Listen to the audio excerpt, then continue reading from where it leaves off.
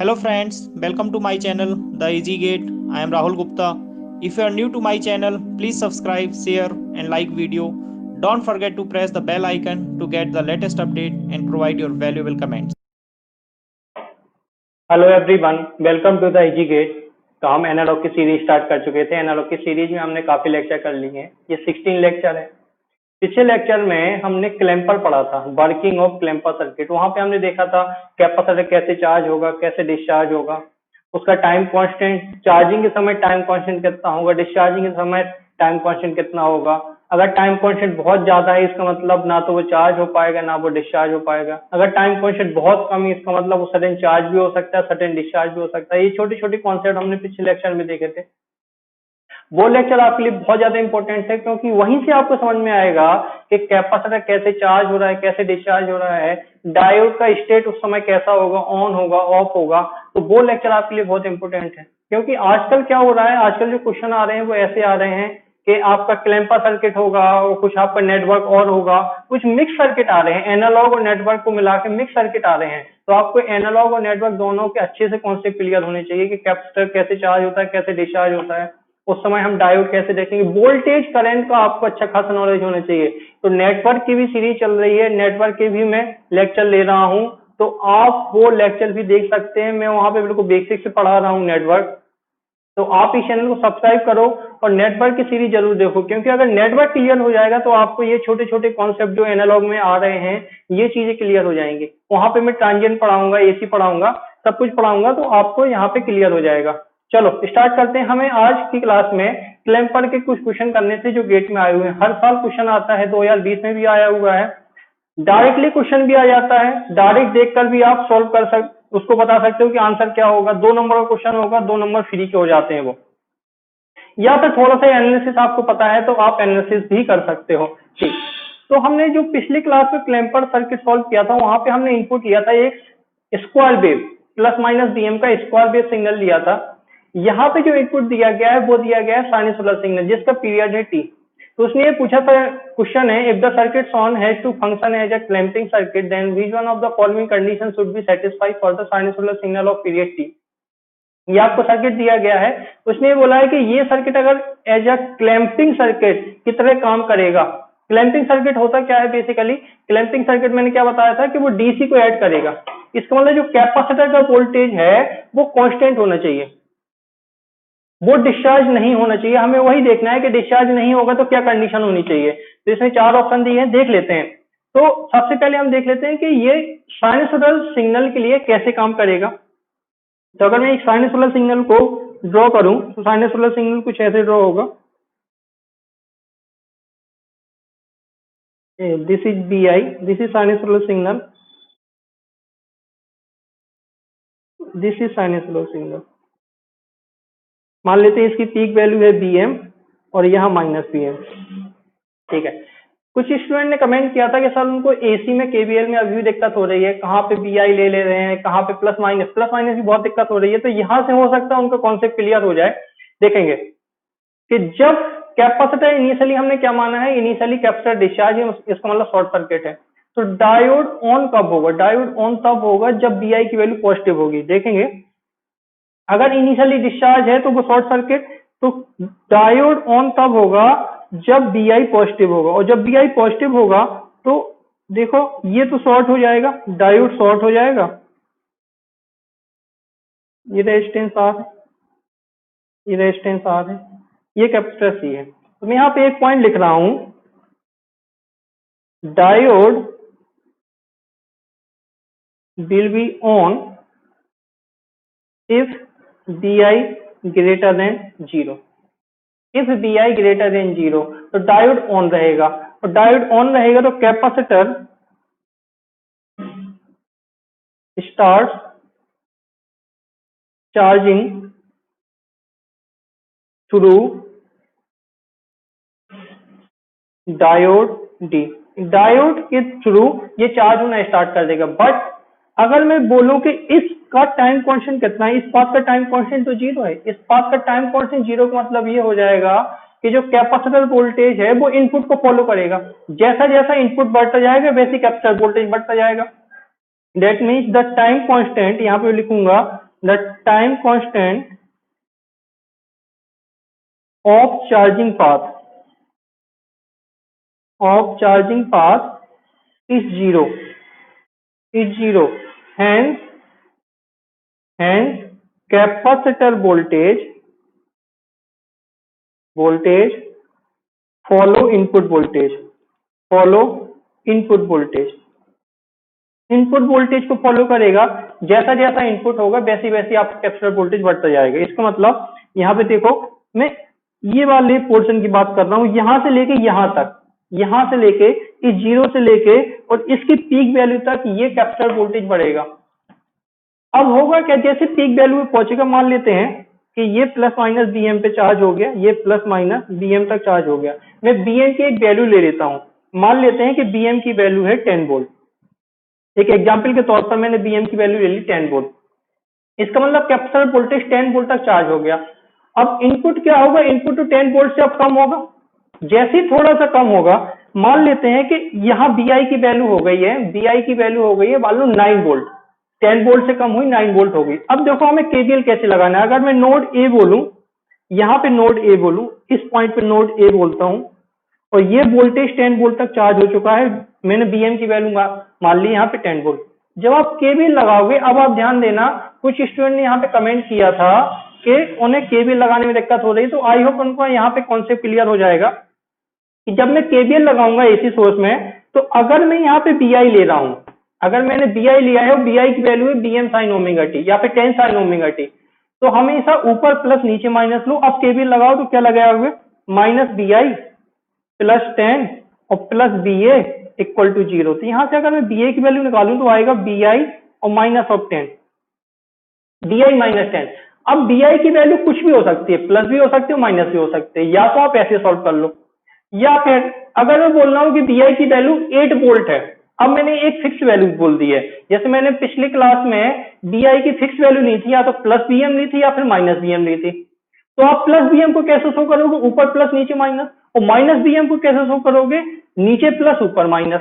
या तो आप वैसे कर लो, या फिर आप सिंपल वहां पे बीआई ही रखो, कंफ्यूजन दूर करो, वहां पे बीआई ही रखो और ऊपर प्लस नीचे माइनस लो और कुछ इस तरह की आप केवीएल इक्वेशन लगा दो। अब बीआई की वैल्यू आपकी पॉजिटिव भी हो सकती है, नेगेटिव भी हो सकती है। अब मैं आपसे क्या बोल रहा हूं कि बीआई की वैल्यू 10 वोल्ट से कम होना स्टार्ट होगी, पीक वैल्यू से कम होना स्टार्ट होगी। मान लेते हैं कि बीआई की वैल्यू 9 वोल्ट हुई, तो क्या होगा, 9 और माइनस 10, ये वैल्यू तो निगेटिव आएगी, माइनस का 1 वोल्ट। और जैसे ही बीआई की वैल्यू निगेटिव होगी, डायोड रिवर्स बायस हो जाएगा, और डायोड रिवर्स बायस होने का मतलब ये ओपन सर्किट हो जाएगा।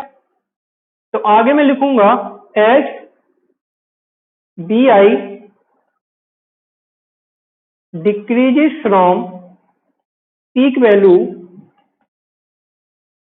BM, diode becomes reverse bias and behaves as open circuit. ये चीज आपको क्लियर होनी चाहिए। यहाँ पे केवीएल मैंने कैसे लगाया है। अगर आप बीआई ले रहे हो, सिंपल बीआई ले रहे हो, क्योंकि जो एसी है एक बीआई से रिप्रेजेंट किया मैंने, और बीआई की वैल्यू कुछ भी हो सकती है, प्लस भी हो सकती है, माइनस भी हो सकती है। तो अगर आप सिर्फ बीआई ले रहे हो तो ऊपर प्लस रखो, नीचे माइनस रखो, केवीएल लगा दो, और बीआई की वैल्यू कुछ भी हो सकती है। और अगर आप उसकी फिक्स वैल्यू ले रहे हो, मान लो आपने बोल दिया कि बीआई की वैल्यू -5 वोल्ट है, तो -5 वोल्ट को आप कैसे शो करोगे। -5 वोल्ट को आपको शो करने के लिए नीचे प्लस ऊपर माइनस ही लगाना पड़ेगा, उसके अलावा कोई ऑप्शन नहीं है। आई होप ये कॉन्सेप्ट आपको क्लियर हुआ होगा कि एसी में आपको केवीएल कैसे लगाना है। ठीक है, तो अब क्या होगा, जैसे ये तो बीआई है, ये कैपेसिटर 10 बीएम तक चार्ज हो गया था और ये ओपन हो गया, और ये रेजिस्टेंस आर है, इसका मतलब अब ये कैपेसिटर डिस्चार्ज होना चाहेगा रेजिस्टेंस आर के थ्रू। अब उसको रेजिस्टेंस आर मिल गया है, अब ये डिस्चार्ज होना चाहेगा, ये 10 वोल्ट तक है। बट हम क्या चाहते हैं कि ये एक क्लैंपर सर्किट की तरह काम करे। अगर क्लैंपर सर्किट की तरह काम करे, इसका मतलब कैपेसिटर डिस्चार्ज नहीं होना चाहिए, कैपेसिटर का वोल्टेज कांस्टेंट होना चाहिए, उसकी पीक वैल्यू 10 वोल्ट तक, तभी वो एक आइडियल कैपेसिटर की तरह, आइडियल क्लैंपर की तरह काम करेगा। इसका मतलब इस बात का टाइम कांस्टेंट कितना है। अगर मैं टाइम कांस्टेंट की बात करूं, टाउ डिस्चार्जिंग, जो डिस्चार्जिंग के समय टाइम कांस्टेंट है वो कितना है, R × C है। अब डिस्चार्ज होगा कितने टाइम के लिए देखेंगे। अगर मैं कैपेसिटर का वोल्टेज रेड पेन से ड्रॉ करूं तो यहां से लेके यहां तक तो बढ़ा था BM तक, यहां तक। अब इसके बाद क्या होगा, इसके बाद वो डिस्चार्ज होना चाहेगा रेजिस्टेंस आर के थ्रू, पर डिस्चार्जिंग पाथ हम क्या रखेंगे, बहुत बहुत ज्यादा रखेंगे। और कितना ज्यादा रखेंगे वो देख लेते हैं। हमें क्या चाहिए, हमें ये वोल्टेज कांस्टेंट चाहिए ऐसे, हमेशा DMP चाहिए। ये वोल्टेज कम नहीं होना चाहिए। आपको ये लाइन इंक्रीज दिख रही होगी बट इंक्रीज नहीं है, ये बेसिकली ये आपकी कांस्टेंट लाइन होनी चाहिए यहां से लेके यहां तक।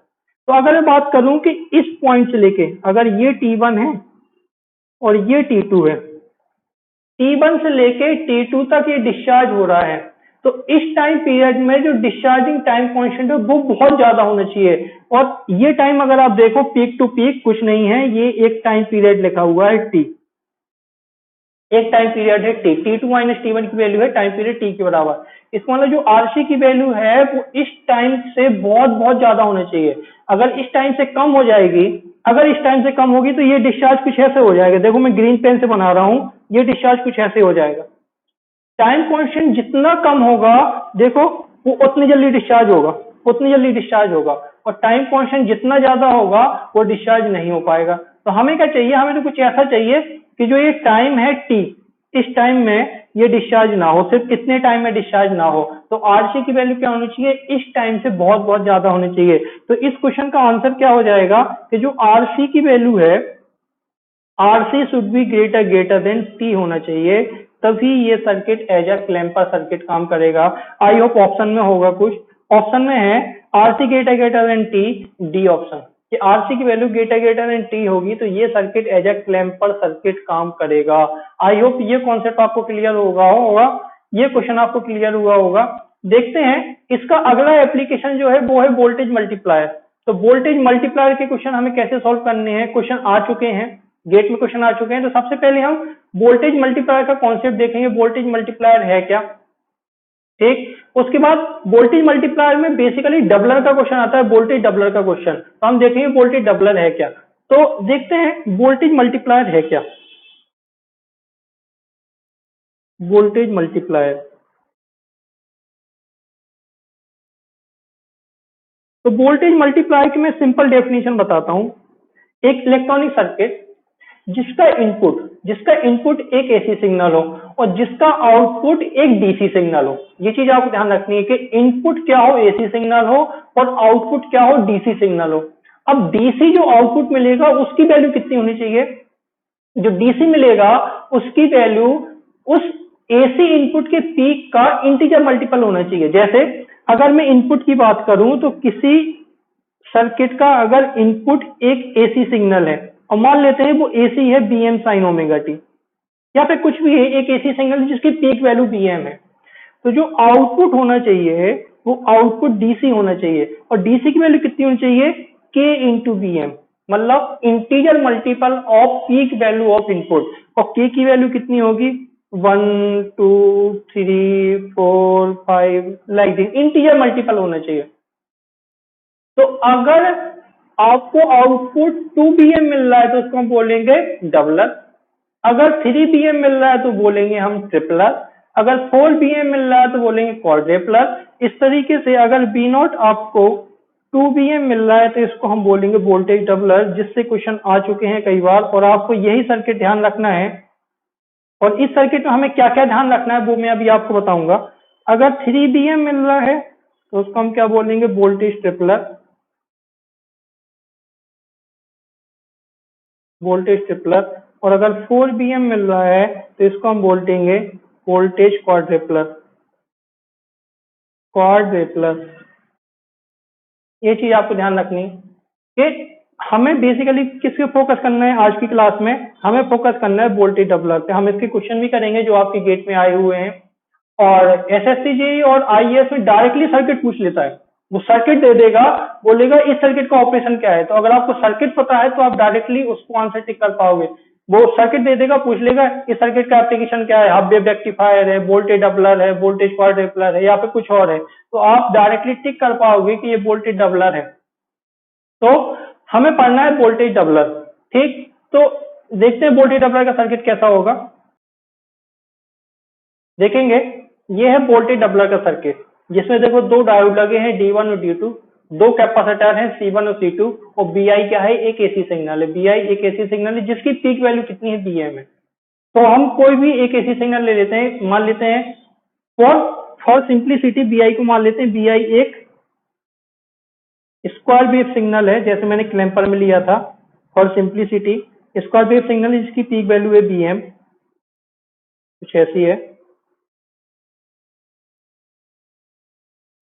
ये आपका इनपुट है, ये इनपुट है, ये BM है और ये माइनस BM है। दिस इज BI, ठीक है। This is 0, this is T/2, this is T। अब हमें इसकी ऑपरेशन देखनी है कि इसकी ऑपरेशन कैसे होगी, C1 कैसे चार्ज होगा, C2 कैसे चार्ज होगा, D1 कब ऑन होगा, D2 कब ऑन होगा, ये कब ऑफ होंगे तो क्या कंडीशन होगी, और आउटपुट हमें कितना मिलेगा। तो सबसे पहले आप जो इनपुट के नियरेस्ट वाला डायोड है D1, इसको आपको देखना है कि ये डायोड ऑन कब होगा, अपनी ऑपरेशन वहीं से स्टार्ट करनी है। मैं ऐसा क्यों बोल रहा हूं, मैं ऐसा इसलिए बोल रहा हूं, अगर आप इसको ऑफ मान के सॉल्व करोगे, अगर D1 ऑफ होगा तो D2 ऑन होगा। ये दोनों एक दूसरे कैसे हैं, अगर एक ऑन होगा तो एक ऑफ होगा। इनका इनका अरेंजमेंट ऐसा है D1 और D2 का कि अगर एक ऑन होगा तो दूसरा ऑफ होगा। अगर मान लो D1 ऑफ है, D2 ऑन है, तो जो कैपेसिटर है C1 और C2 दोनों चार्ज होना स्टार्ट कर देंगे। अगर दोनों की वैल्यू बराबर बराबर है तो दोनों के दोनों बराबर बराबर वोल्टेज तक चार्ज होंगे, BM/2 और BM/2 तक। जब ये D1 ऑन होगा तो फिर से C1 और D2 ऑफ हो जाएगा, C1 चार्ज होगा। अब कहां तक चार्ज हो जाएगा, उसकी पीक वैल्यू BM तक। तो इससे अच्छा है, सबसे बढ़िया है कि आप अपनी ऑपरेशन वहां से स्टार्ट करो कि D1 ऑन होगा और D2 ऑफ होगा। तो इनिशियली तो कैसे, इनिशियली दोनों कैपेसिटर डिस्चार्ज है, C1 और C2 दोनों डिस्चार्ज है। तो D1 ऑन कब होगा, D1 ऑन तब होगा जब BI की वैल्यू निगेटिव होगी, और जब BI की वैल्यू निगेटिव होगी तो D1 ऑन हो जाएगा और D2 ऑफ हो जाएगा। तो सर्किट कुछ ऐसा बनेगा, देखो मैं यहाँ पे लिख देता हूं case number 1, case number 1 when BI equal to negative. अगर BI नेगेटिव है, इसका मतलब माइनस का BM है, तो D1 ऑन हो जाएगा एंड D2 ऑफ हो जाएगा। और ऐसा अगर सर्किट है तो देखो सर्किट कैसा बनेगा, ये BI, ये C1, ये शॉर्ट हो जाएगा क्योंकि ये ऑन हो गया है, और ये ऑफ हो जाएगा, ये C2। इसका मतलब C2 तो चार्ज नहीं होगा, C2 के लिए कोई पाथ ही नहीं है, ना कोई सोर्स है, बट C1 जरूर चार्ज होगा। किसके थ्रू चार्ज होगा, इस T1 के थ्रू चार्ज होगा। और किस डायरेक्शन में चार्ज होगा, इसकी डायोड की डायरेक्शन कैसी है, इस डायरेक्शन में, तो ये कुछ इस डायरेक्शन में चार्ज हो जाएगा। और कहां तक चार्ज होगा, अगर मैं बात करूं इस डायरेक्शन में, तो यहाँ प्लस यहाँ माइनस लिखूंगा मैं इसको BM, BM तक चार्ज हो जाएगा, C1 BM तक चार्ज हो जाएगा। जब C1 BM तक चार्ज हो गया, अब जैसे ही केस 2 पर आएंगे, केस 2 क्या होगा कि जैसे BI की वैल्यू पॉजिटिव होगी, इसका मतलब प्लस BM होगी, प्लस BM होगी। तो यहाँ पर फिर से मैं नोड ए लिख देता हूं, जैसे मैंने अभी पिछले क्वेश्चन में किया था। नोड ए का वोल्टेज कितना हो जाएगा, तो नोड ए का वोल्टेज हो जाएगा, अगर मैं BA की बात करूं इस टाइम पर, तो BA की वैल्यू हो जाएगी 2 BM के बराबर। आप KVL लगाना, KVL लगाने के बाद आप BM निकालना। मैं यहाँ पे लगा देता हूँ ताकि आपका जो कंफ्यूजन था KVL वाला, वो कंफ्यूजन दूर हो जाए। मैं यहाँ पे यहीं पे बता देता हूँ, अगर मैं यहाँ पे KVL लगाऊंगा तो मैं क्या लिखूंगा, अब देखो मैंने BI लिखा तो मैं लिखूंगा माइनस BI, और ये प्लस माइनस BM तक चार्ज हो गया है, ये प्लस था ये माइनस था, ये माइनस है ये BM तक चार्ज हो गया है, माइनस का BM और प्लस का BA इक्वल टू 0। तो BA इक्वल टू कितना हो जाएगा, BI और प्लस BM। अब BI की वैल्यू मैं कितना बोल रहा हूँ, BI की वैल्यू जब BM होगी, जब BI की वैल्यू BM होगी, देखो BI की वैल्यू BM होगी तो BA की वैल्यू कितनी हो जाएगी, BM plus BM equal to 2 BM। और जैसे 2 BM होगा तो D1 ऑफ हो जाएगा और D2 ऑन हो जाएगा, D2 ऑन हो जाएगा। दो सर्किट कैसा बनेगा, सर्किट कुछ ऐसा बनेगा, ये BI है, ये कैपेसिटर चार्ज था प्लस माइनस BM तक, ध्यान रखना है, जिस समय पे ये BM हुआ, ये प्लस माइनस BM तक चार्ज था। अब ये तो ऑफ हो गया, ये ऑन हो गया, ये कैपेसिटर C2 है, ये C2 है। तो अब ये किसके थ्रू चार्ज होगा? इस D2 के थ्रू चार्ज होगा। इसका भी टाइम कांस्टेंट कितना हो जाएगा? 0। और कहाँ तक चार्ज होगा? इस वाले पॉइंट का वोल्टेज है 2 bm, तो ये वाला कैपेसिटर कहाँ तक चार्ज होगा? प्लस माइनस 2 bm तक चार्ज हो जाएगा, प्लस माइनस 2 bm तक। अब अगर मैं स्टेडी स्टेट की बात करूं, यहाँ पर कोई भी कैपेसिटर डिस्चार्ज नहीं हो पा रहा है, कोई भी कैपेसिटर डिस्चार्ज नहीं हो पा रहा है। तो यहाँ पे अगर मैं बात करूं स्टेडी स्टेट आउटपुट की, तो C1 के अक्रॉस वोल्टेज कितना होगा? BM होगा, और C2 के अक्रॉस वोल्टेज कितना होगा? 2 bm होगा। तो अगर मैं यहाँ पे बोल दूं कि जो BC1 है वो कितना होगा? वो BM के बराबर होगा, और जो BC2 है वो किसके बराबर होगा? वो 2 bm के बराबर होगा। अब क्वेश्चन में वेरिएशन कहाँ पे कर सकता है वो देखेंगे। ये BM तक चार्ज हो गया, मैं फिर से सर्किट पे जाता हूँ, ये BM तक चार्ज हो गया, और ये इस डायरेक्शन में 2 bm तक चार्ज हो गया। अब क्वेश्चन में वेरिएशन कैसे कर सकता है? वो कुछ भी पूछ सकता है। मान लो वो पूछता है कि मुझे B1 बताओ, उसने ये पूछ लिया, यहाँ पे प्लस, यहाँ पे माइनस, उसने बोल दिया B1 बताओ। तो आप ऑब्जर्व करो B1 की वैल्यू कितनी होगी? माइनस BM के बराबर होगी, क्योंकि जो BM की पोलैरिटी है वो B1 से अपोजिट है। जो आप देख रहे हो, जो इसकी कैपेसिटर वोल्टेज की पोलैरिटी है वो B1 से अपोजिट है। इसका मतलब B1 की वैल्यू कितनी हो जाएगी? माइनस BM हो जाएगी। वो यहाँ पे चेंज कर सकता है। अगर उसने B1 पूछा है तो आपको पता होना चाहिए कि B1 की वैल्यू BM होगी या फिर माइनस BM होगी। तो आपको देखना चाहिए कि ये जो कैपेसिटर है वो किस डायरेक्शन में चार्ज हो रहा था। तो ये कैपेसिटर इस डायरेक्शन में चार्ज हो रहा था, इस डायरेक्शन में, इसलिए यहाँ पे प्लस आया था, यहाँ पे माइनस आया था। तो आपको पता होना चाहिए कि B1 की वैल्यू माइनस BM होगी। अगर मैं बोलूँ इस समय B0 की वैल्यू कितनी होगी, तो B0 की वैल्यू 2 bm होगी, 2 bm होगी, क्योंकि B0 और C2 के वोल्टेज की पोलैरिटी सेम है, इसलिए B0 की वैल्यू 2 bm हो जाएगी। अगर मैं D1 और D2 को अपोजिट कर दूं, मतलब उसको पलट दूं, तो शायद B1 की वैल्यू फिर PM हो जाएगी और B0 की वैल्यू माइनस 2 bm हो जाएगी। ये चीजें छोटी छोटी चीजें हैं जो आपको क्लियर होनी चाहिए पोलैरिटी को लेकर। तो वोल्टेज की पोलैरिटी कैसी आएगी? अगर वोल्टेज की पोलैरिटी आपने उल्टी कर दी तो दोनों ऑप्शन मिलेंगे, 2 bm भी मिलेगा और माइनस 2 bm भी मिलेगा। तो वहां पे आपको क्लियर होना चाहिए कि BM आएगा या फिर 2 bm आएगा। तो इस समय जो मैंने सर्किट बनाया है उसके हिसाब से जो B0 की वैल्यू होगी वो B0 की वैल्यू होगी 2 bm के बराबर। इसका मतलब जो हमें आउटपुट मिल रहा है वो 2 bm है, इसलिए हम इस सर्किट को क्या बोलेंगे?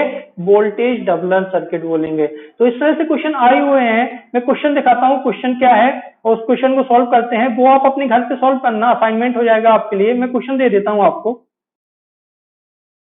ये वो क्वेश्चन है in the circuit shown assume that diode D1 and D2 are ideal in the steady state condition the average value VAB in volt across the 0.5 microfarad capacitor is।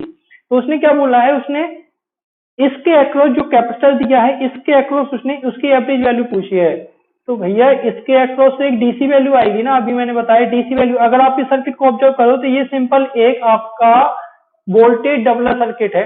बस अंतर क्या होगा आपका, D1 और D2 देख लो किस direction में charge होंगे, किस डायरेक्शन में आपके चार्ज नहीं होंगे, कहाँ पे प्लस आएगा कहाँ पे माइनस आएगा। तो BAB की वैल्यू क्या हो जाएगी? या तो 2 bm होगी या फिर माइनस 2 bm होगी, इतना तो श्योर है।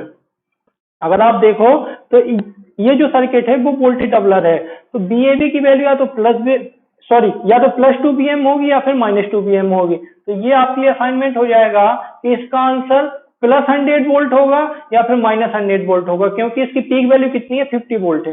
इस साल जो 2020 में क्वेश्चन आया था उसने इसकी पीक वैल्यू नहीं दी थी, उसने बोला था कि इसकी इनपुट की RMS वैल्यू इतनी है। तो आपको तो पीक पे काम करना है, जो आउटपुट मिलेगा पीक का डबल मिलेगा, ना कि RMS का डबल मिलेगा। तो आपको सबसे पहले पीक निकालना था और फिर उसके बाद आपको वोल्टेज डबलर का कॉन्सेप्ट लगा के और आउटपुट निकालना था।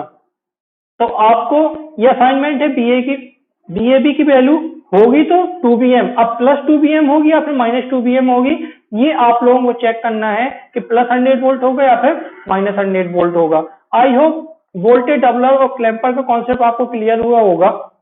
तो ऐसे करके अपने डायोड के काफी एप्लीकेशन हो गए हैं। डायोड के हमने काफी एप्लीकेशन पढ़ लिए, यहाँ पे रेक्टिफायर, सोलर रेक्टिफायर, तो उसके बाद हमने रेगुलेटर भी पढ़े थे। उसके बाद हमने क्लिपर पढ़े हैं, क्लैंपर पढ़े हैं। तो आई होप डायोड का एक बहुत बढ़िया पैकेज बन चुका है। डायोड का अगर आप देखो, डायोड के सारे एप्लीकेशन हो चुके हैं। आपको सिर्फ घर पे बैठ के प्रैक्टिस करनी हो, जो भी डाउट आता है आप कमेंट बॉक्स में लिख सकते हो। तो डायोड आपका इस तरह से काफी ज्यादा हो चुका है, काफी 16 लेक्चर हो चुके हैं डायोड में।